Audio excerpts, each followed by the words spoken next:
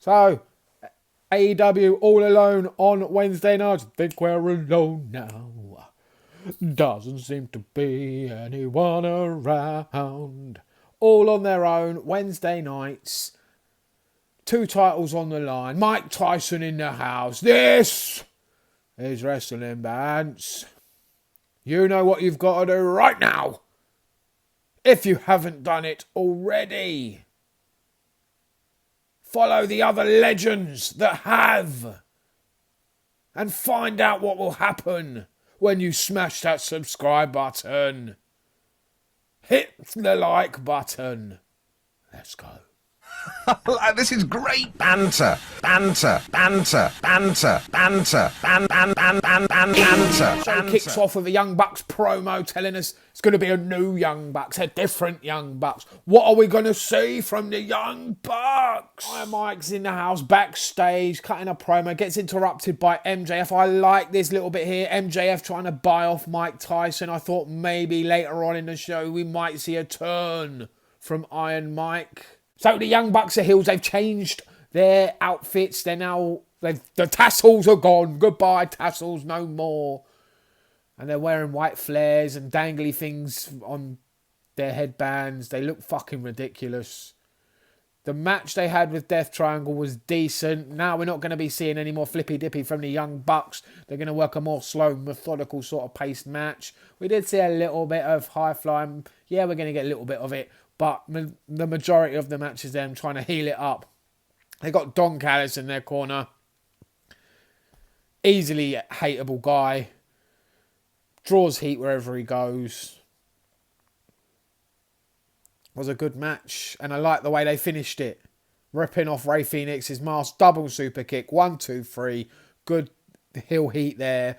Good win. Hungry's getting that arm back. He's getting it back, baby. Hangman Page is going to be number 1 contender very, very soon. We went from one babyface faction to another babyface faction promo with the Inner Circle and Chris Jericho. Chris Jericho apologises to Mike Tyson. So we had a women's match. Red Velvet, straight from your mama's kitchen against Jade Cargill. She's impressive. Every time I see her, she just gets better and better. Another good win for her here. The only annoying thing for me in this match is Aubrey Edwards. Every time I watch her, she's just annoying. Doesn't ever count when people are outside the ring. She just forgets the rules, it seems like. And then there's the flappy arm body thing she does every time someone does a move. Ooh, ooh. What is that about? What is that about? If you were to go out onto the streets of the UK and ask everyone who Anthony Ogogo is, I doubt many people would know. Yes, he won a medal at the Olympics in 2012. That was a long time ago, and it wasn't even a gold. He won bronze. Well, while that is impressive, he's not the mega star that they're making him out to be. But he did have a decent match here. He's looking impressive. He's got a lot about him.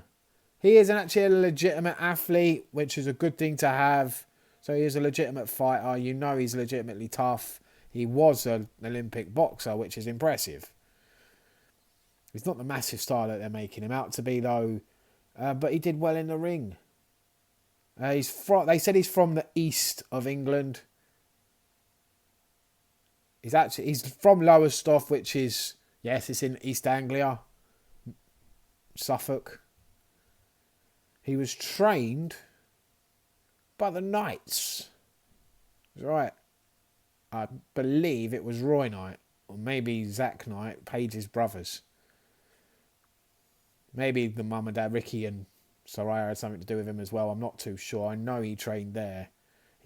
I saw him wrestle there a couple of times for him. And he was all right then. He wasn't great. He's got better, much better.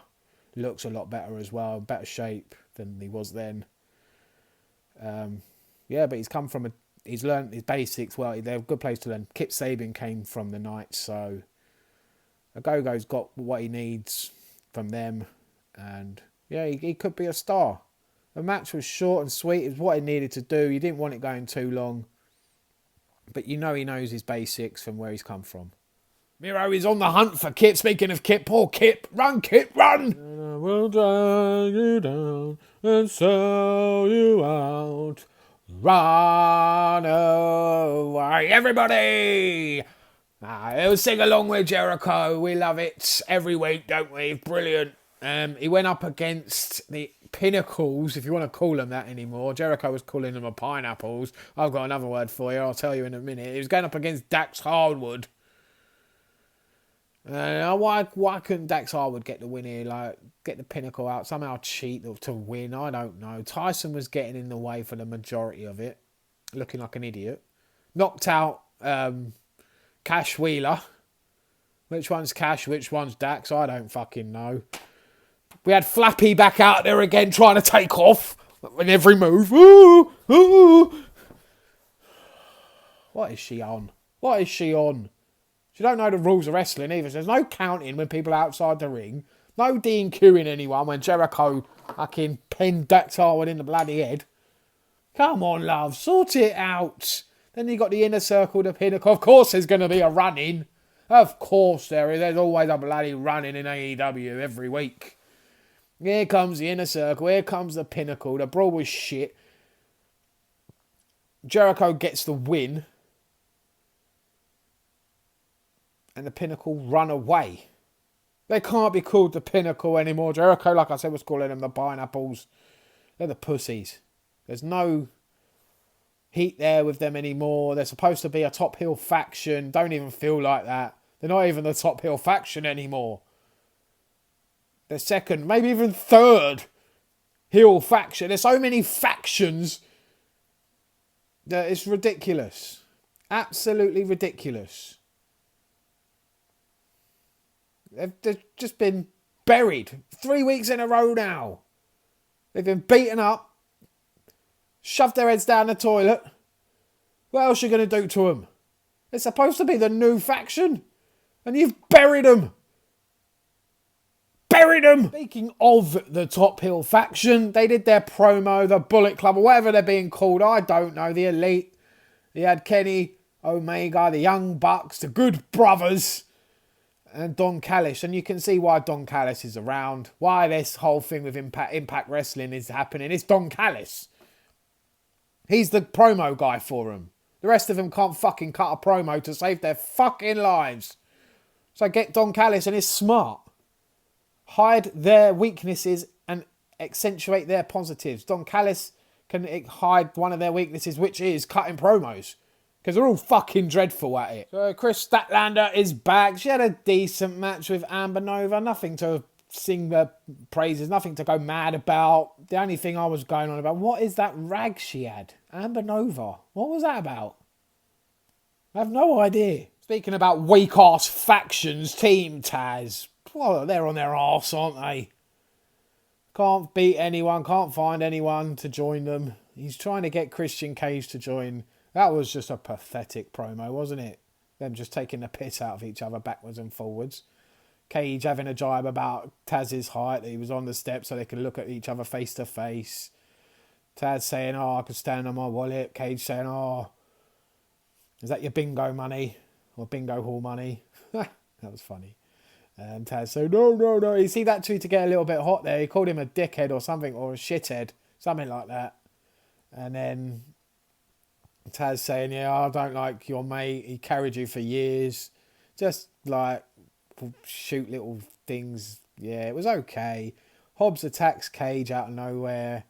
Beats him down. That was a good little spot at the end with Hobbs with his foot on top of Cage's head on the steps. A nice little moment there. Hobbs is a star. They're obviously doing Hobbs versus Cage. They announced it for next week. Wow. Great storytelling that. Do this 1 week. Match next week. 9 days from then. 9 days. 9 days. 9 days. Where was he? Where was Mr. 9 days? He should have come out. Live on Dynamite. Live on Dynamite. Oh. Never forget that. That's legend. That is one of the best moments of AEW ever. Tony Khan, you legend. 9 days! Live on Dynamite!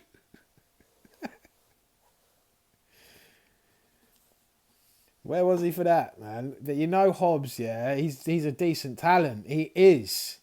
And I don't see him winning next week. They've got to give him a win against Cage. And if they don't, what the fuck? What's the point? Oh, just have a good match, a good showing. Fuck that. It's all about wins and losses, isn't it? I enjoyed the start and the finish of the main event. You knew, though, when this match was announced, what the fuck was going to happen. Dark Order and the Hardy Foundation, or whatever they're called, HFO, UFOs, I don't know. Butcher, the baker, the candlestick maker, all coming out, all getting involved for no fucking reason, no fucking point. Here comes Sting, here comes Archer. What the fuck was this? Supposed to be a main event title match and you've got every fucker running in just to get their face on camera. And he's paying every single one of them. There's so many talents on this show. It's ridiculous. You can't keep track of anyone. How the fuck is anyone getting over on this show? There's so many talents. Everyone's in a faction. There's so many factions. I can't keep track of the tag teams and the factions. There's always someone new debuting every fucking week. It's ridiculous. How can you have any storylines? Yeah, you have some good matches here and there, but that's not good enough for a fucking major promotion. I'm sorry. The match was good. Darby versus Hardy without everyone getting fucking involved. Yeah, Darby kicked out of a lot of stuff that really shouldn't have been kicking out of, but he had to retain. I don't want Matt Hardy as a fucking TNT champion. Do me a favour, behave. Darby's brilliant. Darby's a star. I don't even know if Darby needs a title, to be honest with you. He's that damn fucking good. He does actually remind me of a young Jeff Hardy. I see why Hardy wants to work with him. Probably sees a lot of his brother in him, because I do. I don't know about you guys if you do. But yeah, Darby don't need a title in my opinion. At some point, yeah, I can see him maybe dropping it, maybe even to a Miro. But yeah, the coffin drop, got the win. Like I said, it would have been a good match if they hadn't had all those fucking run-ins. Sting, Archer, the Dark Order, HFO. What the fuck was that? Who's booking this shit? Anyway, that was it. That was the end of the show. Darby gets the win in a good spot at the end where he jumps off the scaffolding onto the announce table. That was a good spot, good moment. But apart from that, yeah, don't get all those people in. All the fucking run-ins on this show, man. Just too many people getting involved. Didn't need it. Just messes it up for me.